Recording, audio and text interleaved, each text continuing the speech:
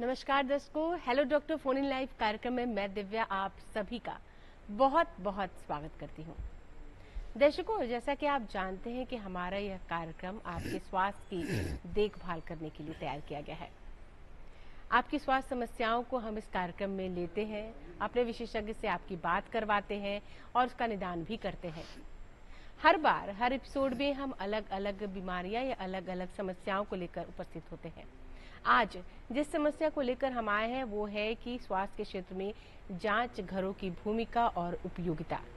क्योंकि हम सभी जानते हैं कि जब बीमारियां आती हैं और सही आकलन करने के लिए जांच बहुत जरूरी होता है, क्योंकि बिना सटीक जांच के आप बीमारी की तह तक नहीं पहुंच सकते और यही कारण है कि जांच घर बहुत ही महत्वपूर्ण होते हैं और किसी भी बीमारी की जांच करना बहुत ही जरूरी होता है।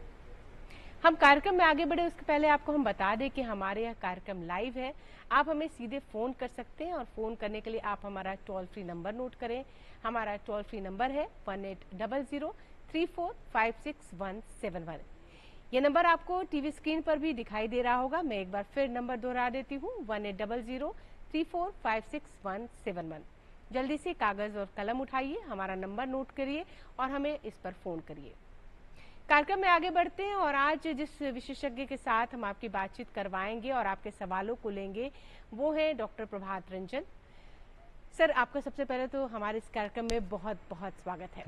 विषय जैसा कि हमने अभी बताया कि जांच घरों की क्या भूमिका होती है स्वास्थ्य के क्षेत्र में। अमूमन ऐसा देखा जाता है सर कि बीमारियां तो हर क्षण में आती हैं, हर तरह की आती हैं, इतने सारे ऑर्गन्स हैं हमारे, सटीक जानकारी के लिए हमें जांच कराना बहुत जरूरी है।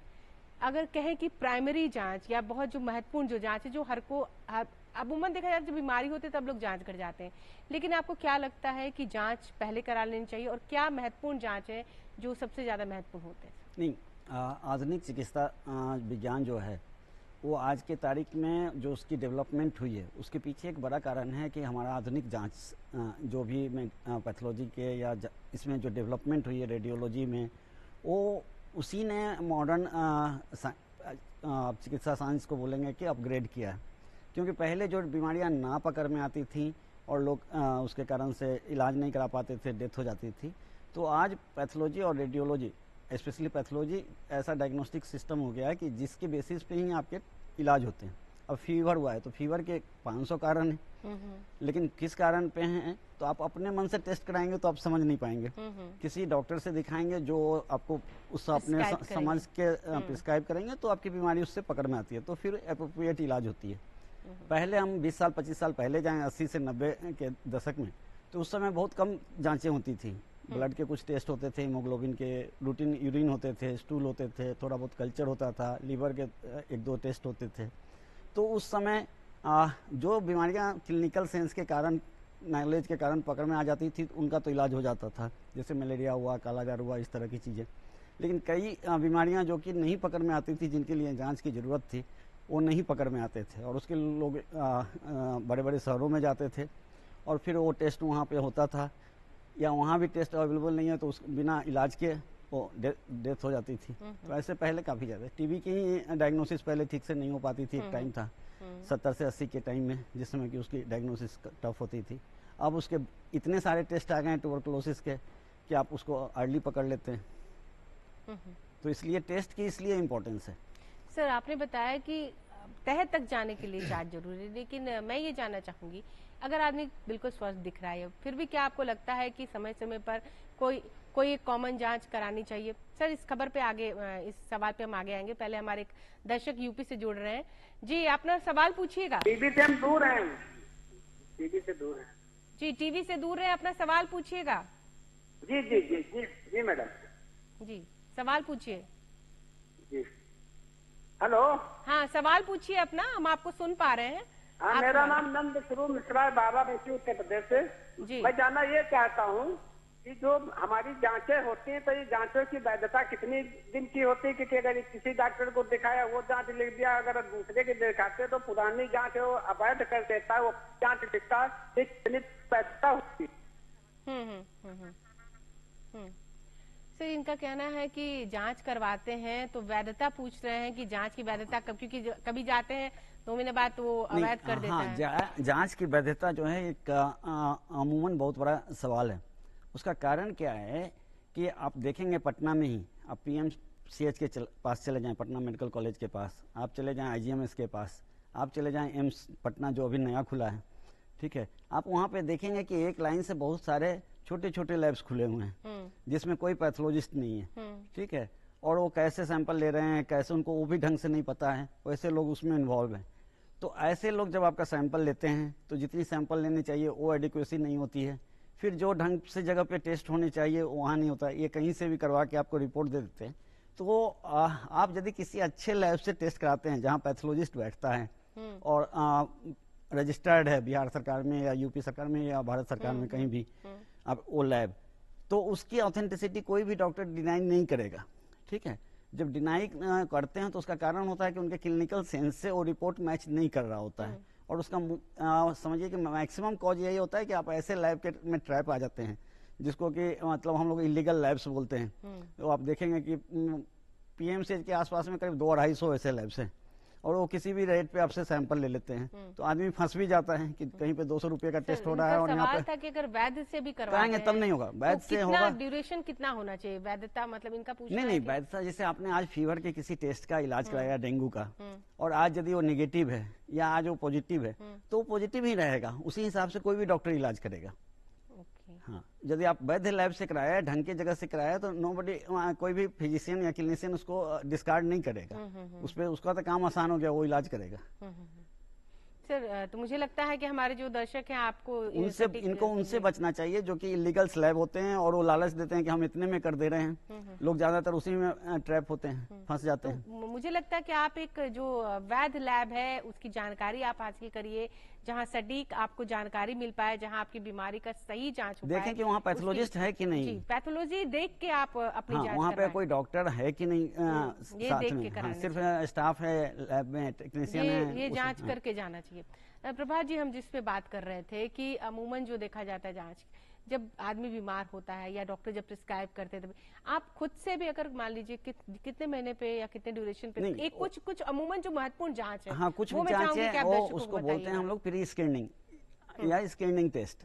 जैसे कि हर एज ग्रुप में आपको एक स्क्रीनिंग टेस्ट होता है, 50 प्लस पे जाएंगे तो मेल के लिए अलग है, 40 प्लस पे जाएंगे तो स्क्रीनिंग टेस्ट है, तो वो उस हिसाब से फिक्स्ड है टेस्ट, तो वो टेस्ट आप ईयरली एक बार करवा सकते हैं कहीं पे भी, समझ गए। लेकिन अभी जो पैकेजेज वाला जो आता है उसमें कई तरह की गड़बड़ियां रहती हैं।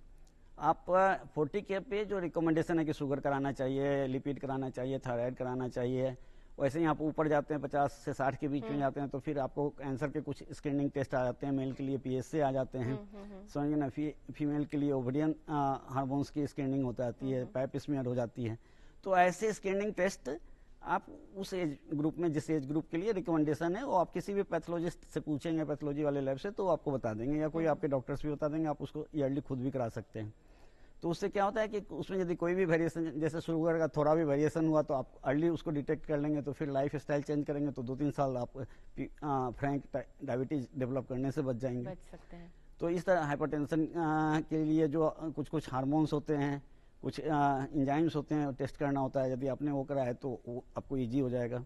इस तरह से हर डिजीज के एज स्पेसिफिक आपका स्क्रीनिंग टेस्ट फिक्स्ड है, तो वो करा सकते हैं। जी प्रभात जी, एक बात हम ये जानना चाहेंगे कि अमूमन जब आपने पहले ही बात की कि पहले के ज़माने में जांच उतनी नहीं होती थी, तब भी डॉक्टर्स देखते थे। मतलब आज से अगर हम 10 साल या 20 साल पहले की बात करें, डॉक्टर देखकर, नब्ज पकड़कर, या फिर आपके जो एक फिजिशियंस जो होता है आपका देखकर वो आपके हाल बता सकता था, जांच की उतनी जरूरत। लेकिन अब 2 दिन भी फीवर रहता है, तीसरे दिन वो जांच लिख देते हैं, ऐसा क्यों है? क्या अब जो है वो मेरे फादर भी डॉक्टर थे जी, और सिविल सर्जन होकर रिटायर किए थे।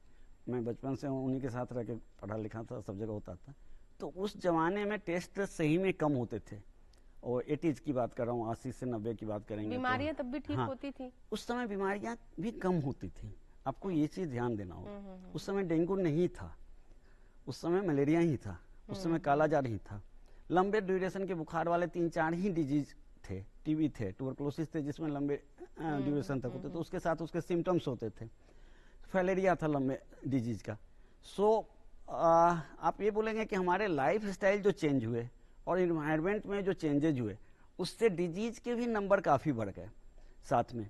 और अब क्या है कि ओवरलैप सिम्टम्स हम लोग बोलते हैं जैसे कि फीवर का ही पहले जैसे क्लासिकली होता था कि हाँ ये बताया तो ठीक है, इसको मलेरिया है, मलेरिया की दवाई दे दो, ठीक है, और नहीं इसको टीबी होगा, नहीं इसको स्प्लीन और लिवर बढ़ा हुआ है तो इसको काला जार भी होगा, ठीक है, इस तरह से लोग दे देते थे।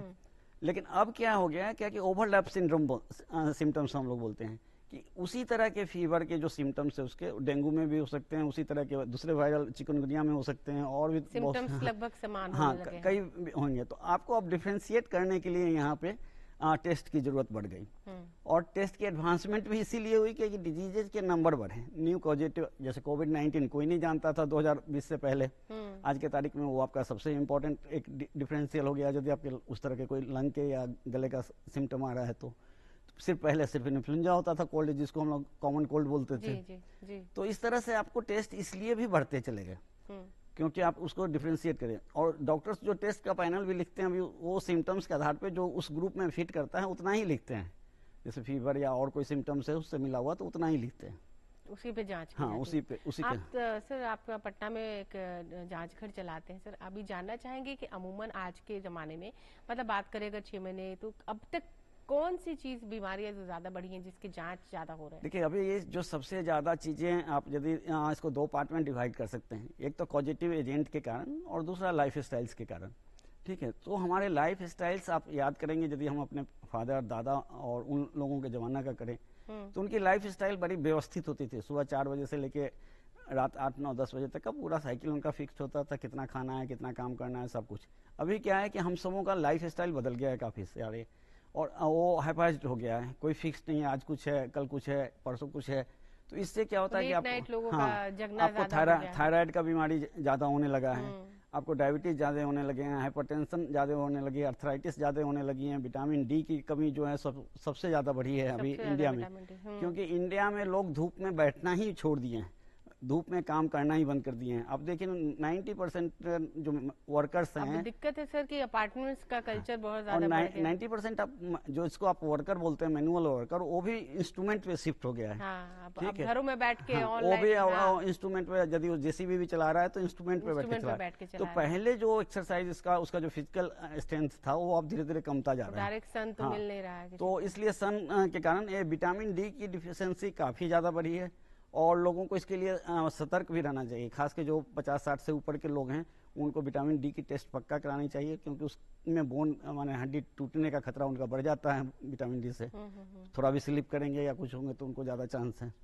दूसरा पॉजिटिव एजेंट्स हैं, तो आपका जो सैनिटाइजेशन है हमारा, दुर्भाग्य से जो भी करें, इंडियन और बिहार का सैनिटाइजेशन सिस्टम बहुत ही लो लेवल पे है। सिविलाइजेशन हमारा उस मामले में बहुत लो है। हम कहीं अपार्टमेंट के खिड़की से कहीं से भी कुछ रोड पे फेंक देते हैं, समझ गए, कहीं भी स्प्लिट कर देते हैं, कहीं भी कर सकते हैं। तो वो क्या है कि आपका सिविलाइजेशन काफी लो लेवल पे है, तो उससे रिलेटेड इन्फेक्शन जिसको हम लोग बोलते हैं एयरबॉर्न, वाटरबॉर्न, इस तरह की चीजें जो हैं डिजीज हमारे सोसाइटी में काफी। आप थोड़ा भी बाहर कभी कुछ खाएं तो आपको 2-3 दिन में हो सकती है कि पेट की कोई गड़बड़ी शुरू हो जाए। तो ये सब चीजों के कारण हम काफी ज्यादा सफर करते हैं, इसलिए नंबर्स बढ़े हैं, इसीलिए नंबर्स बढ़े हैं। लेकिन अब जापान में जाएंगे तो जो बीमारियां यहाँ पे जो सब कॉमन है उसमें से वो सब बीमारियां आपको मिलेगी ही नहीं, वहाँ दिखेगी ही नहीं।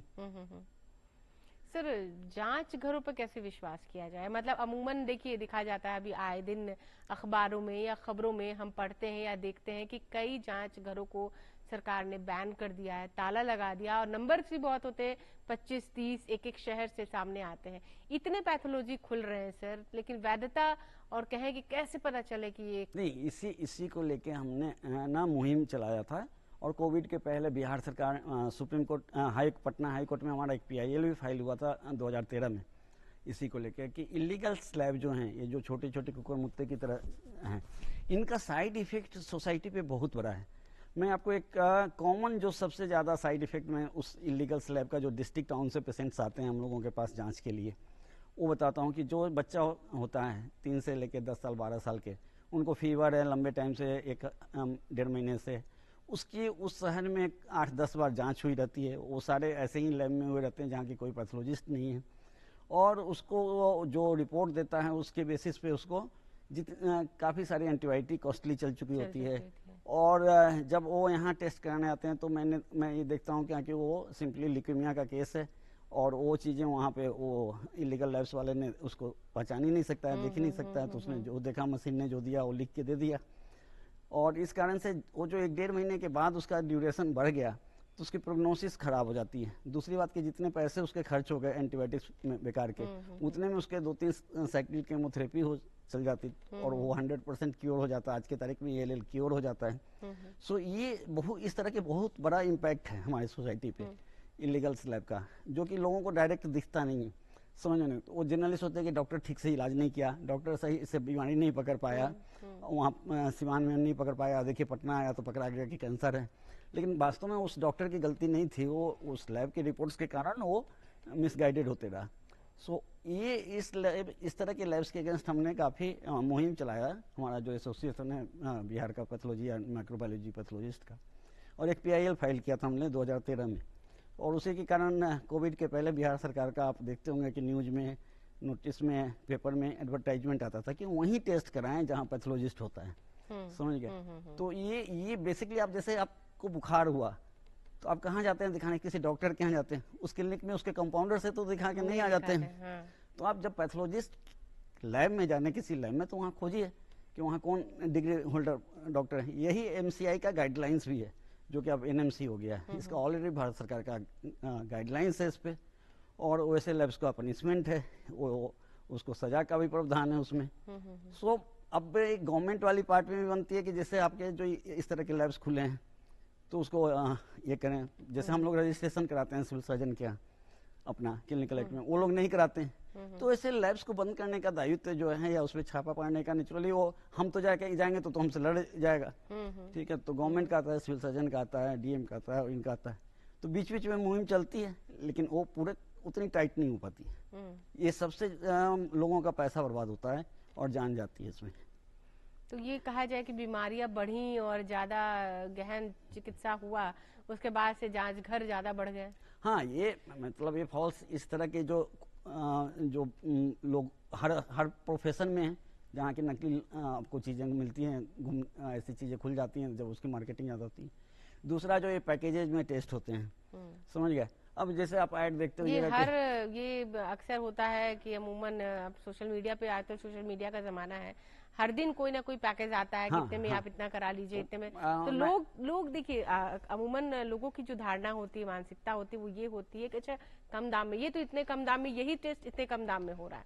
तो अमूमन लोग जो होते हैं वो उसके तरफ ज्यादा आकर्षित होते हैं। बिजनेस पॉइंट ऑफ व्यू से आप भी इस बात को समझेंगे कि जब भी कोई चीज पैकेज में आ रही है तो इसके दो मतलब हैं।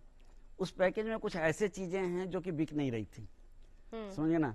अब समोसे के साथ यदि कोई मिठाई भी उसमें जोड़ दिया गया तो मतलब कि समोसा तो बिक रहा था, वो मिठाई नहीं बिक रहा था, समझ गए। तो उसको दोनों का जोड़ के प्राइस कम कर दिया गया तो उस मिठाई को बेचने के लिए। ऐसे ही कोई प्रोडक्ट है जो बिक रही है लेकिन दूसरी प्रोडक्ट नहीं बिक रही है तो उसको उसके साथ चिपका दे। एक तो ये चीज हो गई। दूसरा, आपको अभी जैसे फीवर डेंगू का टाइम है तो आप सुन रहे होंगे सोशल मीडिया पे भी और रेडियो में वगैरह डिफरेंट इसमें एड्स।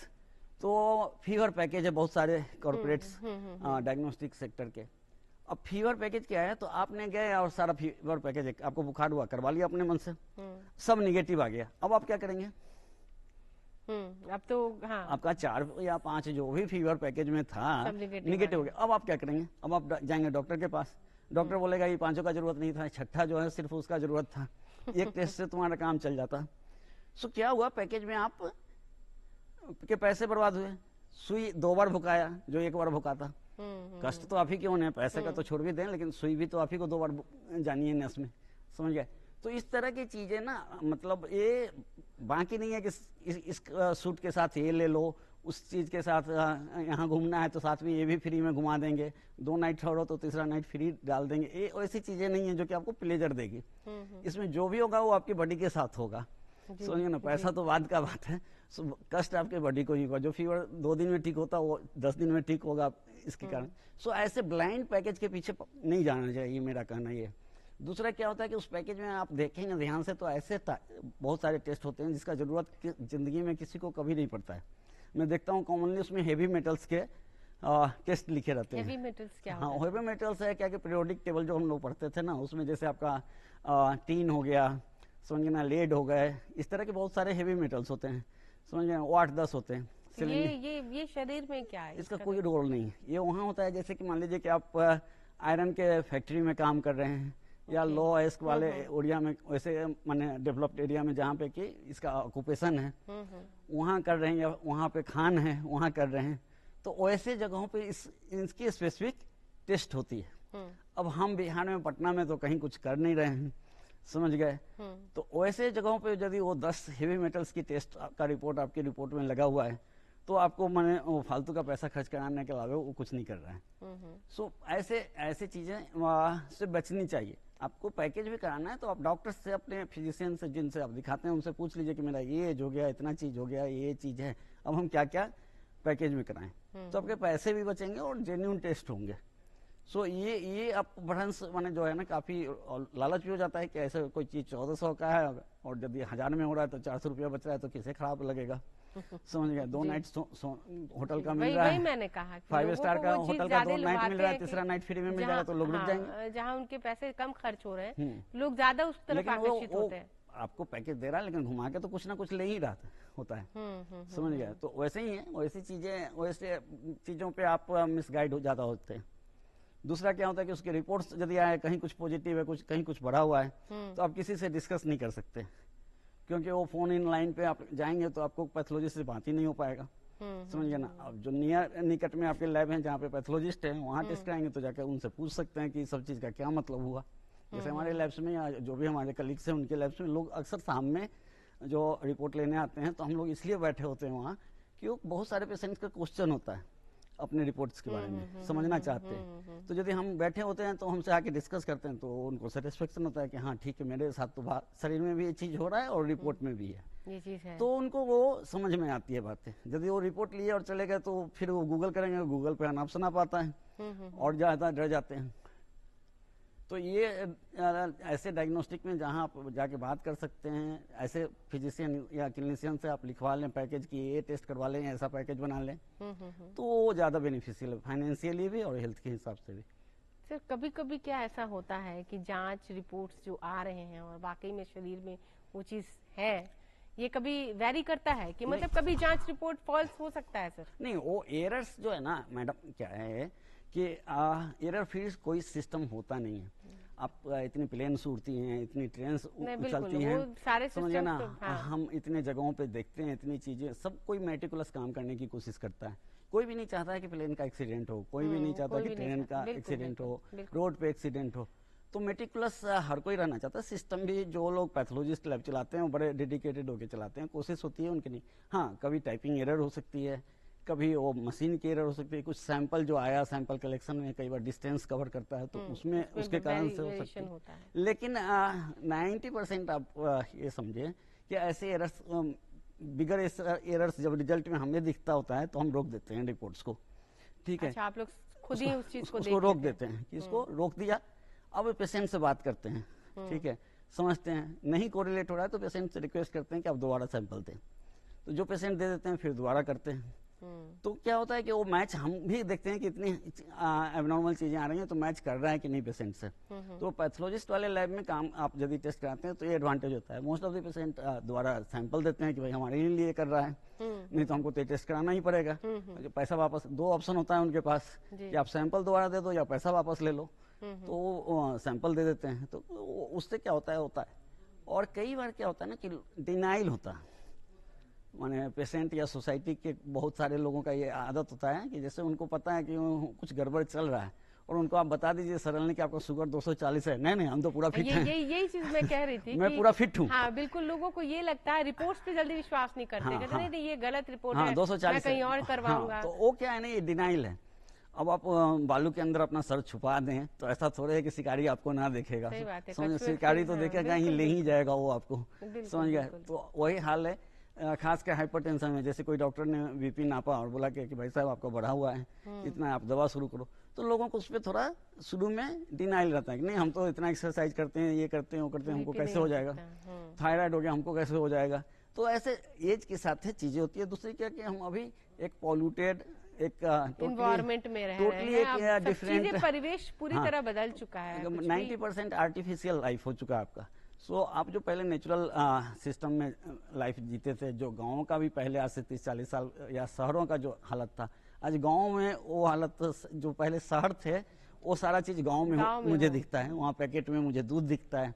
सर वॉकिंग डिस्टेंस भी लोग नहीं जाना चाहते। अब सारे ऑनलाइन जो आपके सामान घर जैसे पहले दूध वहाँ आपको डायरेक्ट मिलता था, समझ गए। अब मुझे वहाँ पैकेट में, अपने ही गाँव में पैकेट का दूध मिलता है, समझ गए। ऐसी चीजें, पैकेट की चीजें पहुंच गई हैं, सारी चीजें। कोल्ड ड्रिंक्स वहाँ होते नहीं थे, अब कोल्ड ड्रिंक्स हर फंक्शन में वहाँ चलते। तो ये क्या है ना कि सिमिलरिटीज हो गई है। आप ये नहीं कर सकते हैं कि अर्बन और रूरल कुछ सोसाइटी है, ये एक तरह की हो गई है। और इसमें कई चीजें हैं जो कि आपको मेटाबॉलिज्म को अफेक्ट करती हैं। माइक्रो प्लास्टिक पार्टिकल्स आते हैं, जो आप ये दूध, जो पॉलिथीन, जो दूध का पैकेट आता है, जो किसी भी कंपनी का, सुधा से लेकर इसका, तो वो क्या है, या आप जैसे कोक का प्लास्टिक का बोतल लेते हैं, तो जहां से चला वेयर हाउस से बनने के बाद आपके पटना के वेयर हाउस में आया, इस बीच में वो 45-50 डिग्री के टेम्परेचर पे और राजस्थान के रोड से होते हुए आप तक पहुंचा। फिर यहाँ वेयर हाउस में वो 50 डिग्री पे रखा हुआ है गर्मी में, ठीक है, ह्यूमिडिटी में। फिर वहां से दुकान पे पहुंचा तो वहाँ फ्रिज में रहा कुछ देर। फिर आपने वहां से खरीद के लाया अपने घर में, तो वो उसका टेम्परेचर बदल गया। फिर आप ऐसे, तो इससे क्या होता है ना, माइक्रो पार्टिकल्स जनरेट होते हैं, प्लास्टिक पार्टिकल्स होते हैं। खास के दूध के पैकेट्स जो हैं, आपको वर्ल्ड में कहीं भी दूध प्लास्टिक के पैकेज में नहीं मिलता है, एक्सेप्ट इंडियन सब कंट्री। मैंने मेट्रो सिटीज में देखा है वो टेट्रा पैक होता है, या जार होता है या टेट्रा पैक होता है, टेट्रा पैक होता है कागज का। तो ये माइक्रो प्लास्टिक पार्टिकल्स आपके शरीर के अंदर जाते हैं, जो ये गर्मी और इस टेम्परेचर चेंज हुआ उसमें पिघल के उसमें चले जाते हैं। वो दिखेंगे नहीं आपको, लेकिन वो आपके पूरे सिस्टम को, हेल्थ को काफी अफेक्ट करते हैं, और इसलिए कई तरह की डिजीज आपके बढ़ते जा रहे हैं। सर आपने जो बात की कि लोग विश्वास नहीं करते, ये रिपोर्ट है, आप क्या सलाह देते हैं? कि अगर मान लीजिए नहीं, किसी ने कहा कि मुझे, आपको ये बीमारियां हैं, तो अमूमन लोग कहते हैं कि ठीक है चलो दूसरे जगह पैथोलॉजी एक बार और टेस्ट करा लेते हैं, ये जानने के लिए कि शायद कहीं ये गलत रिपोर्ट्स हो। तो ये आप सजेस्ट करते हैं? नहीं, हम लोग उसको काउंसलिंग करते हैं। वैसे पेशेंट जो होते हैं ना, जनरली मिलते हैं तो बोलते हैं कि मैं तो ठीक ही था, कुछ नहीं है, ऐसे ही, तो उनको काउंसलिंग करते हैं। और फिर जैसे डायग्नोस्टिक क्राइटेरिया होती है कि शुगर आपका यदि बढ़ा है एक टाइम में, फास्टिंग में ऐसा आ गया या रैंडम में ऐसा आ गया, तो आगे उसको कैसे कंफर्म करना है वो हम उनको बताते हैं कि आप रूटीन यूरिन दे दो, हम आपको मैक्सिमम डिस्काउंट कर दे रहे हैं उसमें, समझ गए ना। आप एक बार कल सुबह फास्टिंग में आ जाओ, समझ गए, तो उसको देख लेंगे। तो फिर उनको काउंसलिंग करते हैं कि आपकी शुगर जो है या आपकी जो भी फाइंडिंग आई है वो वास्तव में एबनॉर्मल है, अब आप जाके किसी डॉक्टर से दिखाएं। तो थोड़ा यदि आप इंटरेक्ट करते हैं तो सोसाइटी आपको फिर चेंज ओवर होता है। तो ये जो पैथोलॉजी लैब्स होते हैं ना, जहाँ पे के पैथोलॉजिस्ट बैठे होते हैं किसी भी डिस्ट्रिक्ट टाउन में भी, वो तो आप उनसे इंटरेक्ट करते हैं तो वो आपको सही काउंसलिंग करते हैं। अब आप कहीं ऐसे लैब से कराया जहाँ की आपको अब ऑनलाइन लिखा हुआ है, समझ गए ना, 1000-800, अब इस पे कॉल कर रहे हैं तो आपको पैथोलॉजिस्ट से तो बात होगा नहीं, तो आपकी पैनिक की बढ़ती है, समझ गए। वैसे में तो ये नेचुरली इंसान से डिस्कस करना चाहता है, पसंद करना चाहता है, सामने सामने तो ज्यादा फायदा महसूस होता है। आप मतलब आप यही सलाह देते हैं कि जांच बहुत जरूरी है, आज के परिवेश को देखते हुए, आज के इन्वायरमेंट्स को देखते हुए, स्वास्थ्य क्षेत्र को देखते हुए जांच बहुत जरूरी है। अगर कोई बीमारी है आपकी तो उसको जांच जरूर करवाएं, ताकि कंफर्मेशन हो सके, आपका सही इलाज हो सके। क्या है कि आपका जो पहले से है, अब अचानक से थकावट होने लगा किसी कारण से, या अचानक से आप चिड़चिड़ापन आपको हो रहा है, या अचानक से आपकी नींद डिस्टर्ब हो रही है, या अचानक से आपकी भूख घट गई, या अचानक से आपको ज्यादा खाने की इच्छा होने लगी, ठीक है, ऐसे अचानक से कहीं पे आपको घाव ज्यादा होने लगे, तो ये चीजें जो बदल गई आपके नॉर्मल से अलग, तो आपको सतर्क हो जाना चाहिए। आप किसी क्लिनिशियन से मिले, किसी डॉक्टर से मिले, किसी जांच से मिले, पैथोलॉजिस्ट। तो आपका सर आज समय की थोड़ी कमी है, इसलिए हम आगे कंटिन्यू नहीं कर पाएंगे। आपका बहुत बहुत धन्यवाद इतने महत्वपूर्ण जानकारी हमारे दर्शकों को देने के लिए। और मुझे लगता है कि जरूर लोग लाभान्वित हुए होंगे, और उन्हें जो लगता है जांच की कितनी भूमिका है स्वास्थ्य के क्षेत्र में, वो इन तक पहुंचा होगा। सर आपका हमसे बात करने के लिए आपको बहुत बहुत थैंक यू, बुलाने के लिए जी डीडी बिहार का। आज हमने बात की जांच घरों के बारे में और स्वास्थ्य के क्षेत्र में इनकी क्या उपयोगिता है उसके बारे में। मुझे लगता है कि हमारे ये कार्यक्रम आपको बहुत ही लाभान्वित कर रहा होगा। अगली बार अगले एपिसोड में एक नई समस्या, एक नई बीमारी को लेकर हम उपस्थित होंगे और आपके सवालों का जवाब भी देंगे एक नए विशेषज्ञ के साथ। तब तक के लिए दिव्या और पूरी टीम को दीजिए इजाजत। नमस्कार।